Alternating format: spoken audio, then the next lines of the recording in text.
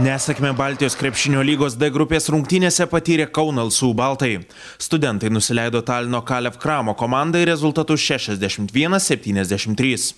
Kauniečiai gerai sužaidė vos 2 kėlinius. Antroje rungtynių dalyje svečiai perėmė iniciatyvą ir pelnytai nugalėjo.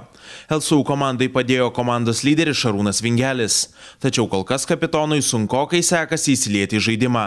Rungtynėse jis pelnė 9 taškus. LSU Baltų komandoje išsiskyrė Arūnas Sakalauskas pelnęs 11 taškų. Vidmantas Ragauskas pridėjo 8, Žygimantas Kučas 7 taškus. Kalev Kramo komandoje rezultatyviausias buvo Gary Wilkinsonas, pelnęs 21 tašką.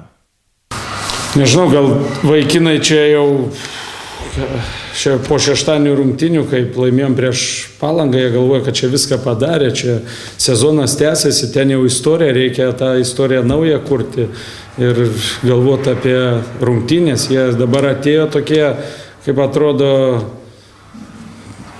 galvodami, kad čia jau viską padarė. Sakau, taip žaisti negalima, kaip šiandien žaidėm, čia tragedija.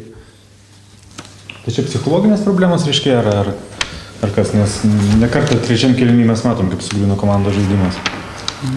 Sunku čia spręsti, matėt, ir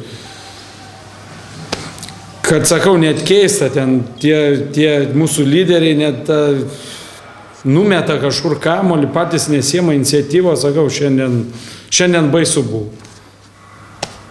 Neturiu net ką komentuoti. Kaip ir kiekvienose rungtynėse į Kauno sporto halę susirinkę žiūrovai galėjo ne tik stebėti žaidimą, bet ir pasimėgauti Kauno grūdų aktyvus koše ir dadų ledais. Kitas BBL rungtynės LSU Baltai žais su Pasvalio Pieno žvaigždėmis. Susitikimas vyks šį šeštadienį 16 val. Kauno sporto halėje.